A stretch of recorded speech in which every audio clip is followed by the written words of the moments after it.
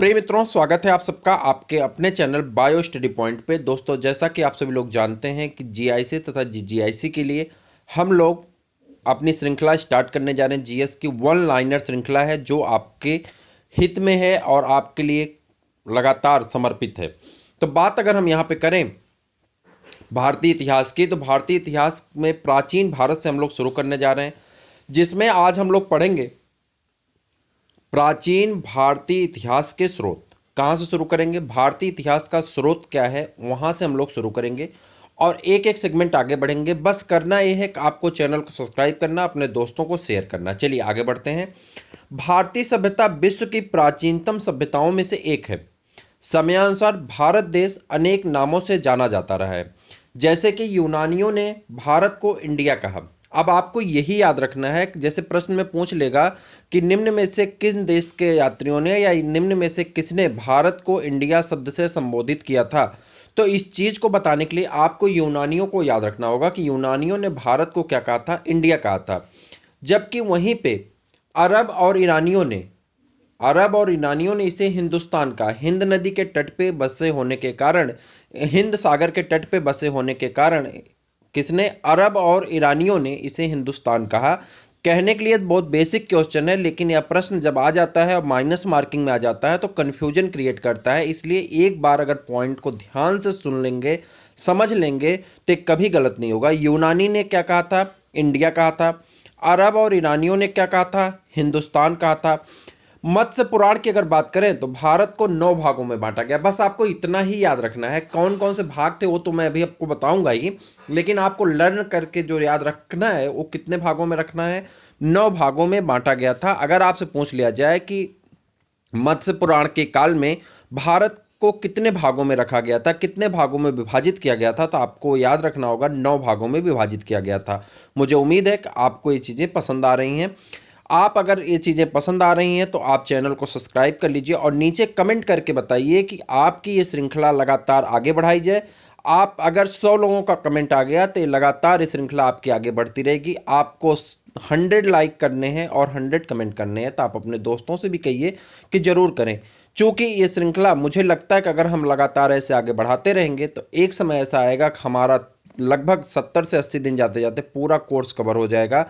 फिर बचेगा हमारा करंट और यूपी स्पेशल, जिसकी क्लासेस हम ऑलरेडी यूपी स्पेशल की चला रहे हैं, तो आप अगर नहीं देखें तो ज़रूर देखिएगा। तो इससे हमें बहुत सारे बेनिफिट होने वाले, बहुत सारे लाभ होने वाले हैं। तो आप ज़रूर कमेंट करिए और ज़रूर एक बार लाइक कर दीजिए। तो चलिए देखिए कितने भागों में बांटा गया। 9 भागों में बांटा गया था। कौन कौन से थे? इंद्रदीप थे, कसेरु था, ताम्रपर्णी, त्रांससीमा, नागदीप, सौम्य, गंधर्व, वारुस और सागर। इन 9 क्षेत्र थे। याद रखने की कोई जरूरत नहीं है, आपको बस अभी पेपर करना, तो बस 9 भाग याद रखिएगा, ठीक है। आगे बढ़ जाएं। जैनानियों ने, जैसा कि आप जानते हैं जैन धर्म के लोग भी यहाँ पे रहते थे, तो जैनानियों ने भारत को जम्बू द्वीप कहा था।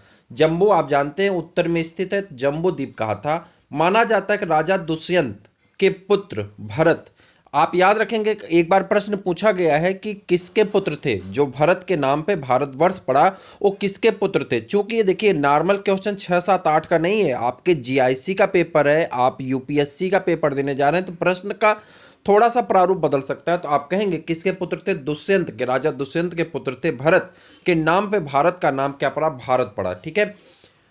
विदेशों में भारतवर्ष की चर्चा एक समृद्ध और सुसंस्कृत देश के रूप में हुई है। भारतवर्ष का प्राचीन इतिहास अत्यंत गौरवपूर्ण रहा है, परंतु दुर्भाग्यवश हमें अपने प्राचीन इतिहास के पुनर्निर्माण के लिए उपयोगी सामग्री बहुत कम मिलती है। प्राचीन भारतीय साहित्य में ऐसे ग्रंथों का प्रायः अभाव सा है जिन्हें आधुनिक परिभाषा में इतिहास की संज्ञा दी जाती है।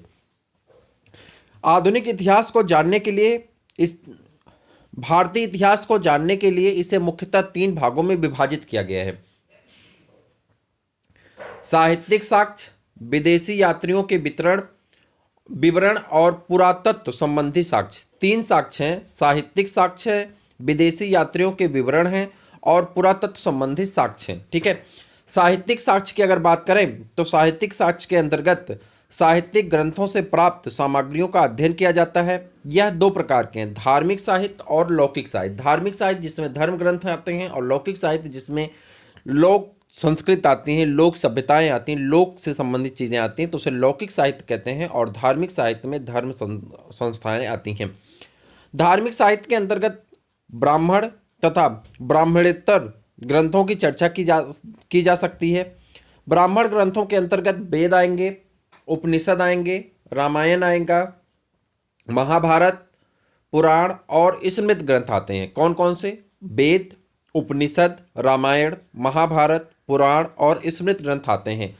ब्राह्मणेतर साहित्य के अंतर्गत अगर हम बात करें तो बौद्ध धर्म के से संबंधित साहित्य, जैन साहित्य से संबंधित रचनाओं का उल्लेख किया गया है।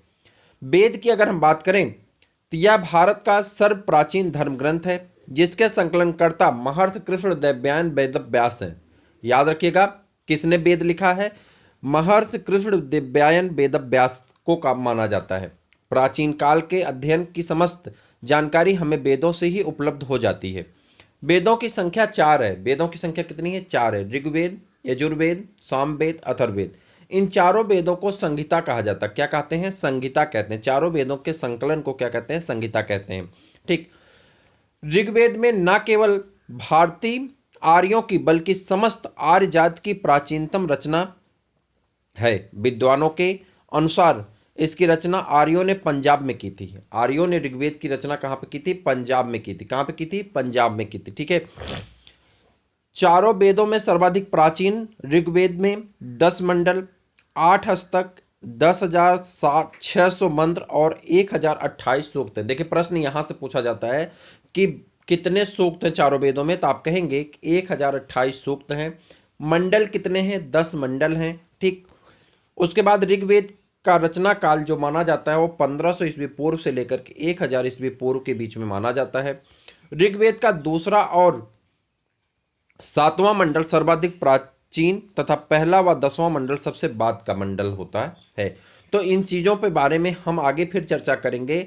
आपको कैसा लगा और आप क्या चाहते हैं जरूर कमेंट करके बताइएगा। हमने एक डेमो क्लास के तौर पे इसे आप तक प्रस्तुत किया है। आपके कमेंट और आपके लाइक का हमें इंतजार है। जल्दी करके बताइए, फिर उसी हिसाब से आगे की श्रृंखलाएं आपकी क्रमबद्ध की जाएंगी, आगे चलाई जाएंगी। तो फिर हम मिलते हैं किसी और वीडियो में। तब तक के लिए इजाज़त दीजिए। नमस्कार।